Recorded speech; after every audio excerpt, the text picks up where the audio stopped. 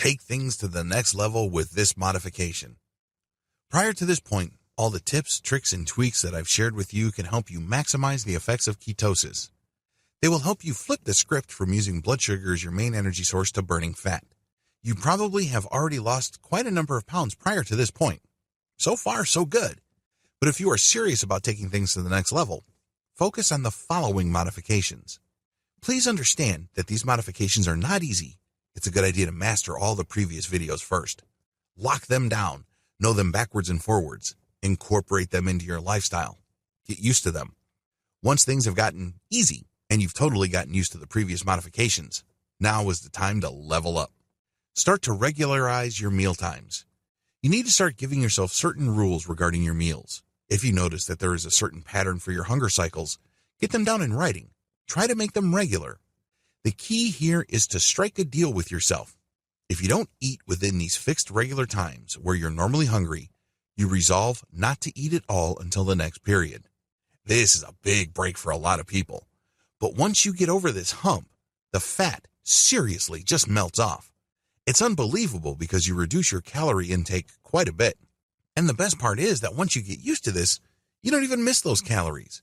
This is because you have resolved to know your hunger patterns and internal body clock schedule intimately. This takes quite a bit of self-awareness. This definitely takes quite a bit of time and effort. It's not like you know these already. Because a lot of people with shifting schedules are very distracted. It turns out that their bodies actually have fairly fixed hunger cycles, but they wouldn't know it because they are focused on their other schedules. They're focused on their work schedule. They're focused on going to and from their home. But once you zero in on your hunger cycles and you regularize these in terms of your meal times, you make quite a bit of progress. Because eventually, you would be able to skip meals if you're not feeling hungry within a specific period of time. And then you would be able to wait until you're hungry again for the next period. Also, your mind gets used to it and you are able to stick to your meal times. Eliminate or greatly reduce snacking. Prior to this point, you can still snack. But eventually, once you've regularized your meal times and your hunger cycles have become more controlled and fixed, you can start eliminating snacking. Now, please, understand that this is not going to happen overnight. You've probably been snacking all your life. Welcome to the club. That's how most people are. That's perfectly okay. But once you have a good hold or control over your hunger schedule, you can make amazing progress in greatly reducing or flat out eliminating snacking. I know it seems like a pipe dream right now. It seems almost impossible, but you'd be surprised as to what you're capable of if you put your mind to it. Start with a gradual reduction. It doesn't have to be big. You don't have to be a hero. You're not looking for some sort of great leap ahead. You just want to make a little challenge. You'd be surprised as to how quickly you can do this because you've taken the right initial steps, which is to regularize your meal times. Eventually, scale down to 1 to 2 meals a day. I have to admit, if I were to tell you this up front, you will probably set you back. You probably would be thinking, this guy is crazy. This is not going to happen. I eat regularly. I eat 3 square meals a day with a few snacks in between. Believe me, I understand where you're coming from because that was my mindset. But once I was able to regularize my meal times and I was able to practice everything else in this training prior to this point, this was the eventual conclusion. Seriously, this is where you're headed. Because if you did everything that I've told you correctly, this is where you will be. You will be able to scale down to 1 or 2 meals a day. Obviously, you're going to scale down to 2. Then once that gets easy and predictable, scale down to 1. Now, why is this a big deal? Even if you load up on food on that 1 meal a day, you still cut out a tremendous number of calories from your diet. If you also adopt some sort of modest exercise program, this can go a long way in burning the fat off. By modest exercise, I'm not talking about you running a marathon. There's no need to do that. You don't have to become some sort of triathlete or fancy yourself as some sort of Iron Man or Iron Woman. No need to be a hero once again.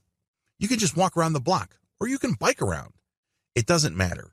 Any kind of moderate exercise is enough to tip the scales, especially that you've reduced everything down to 1 to 2 meals a day.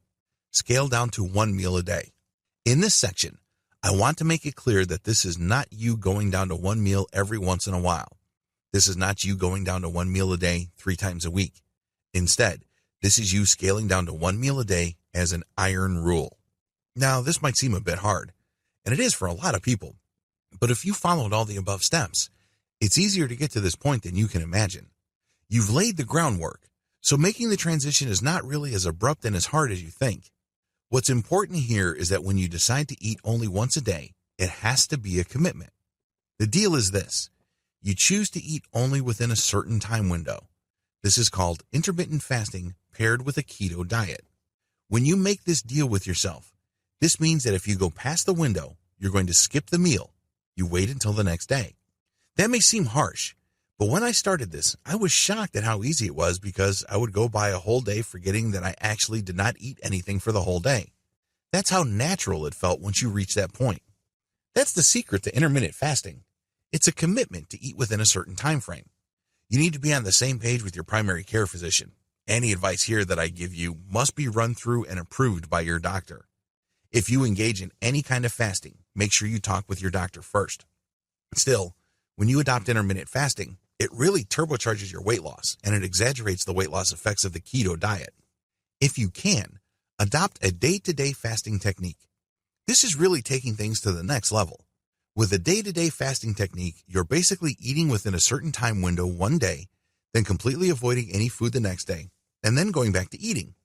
Now, a lot of people never reach this point. This is purely optional.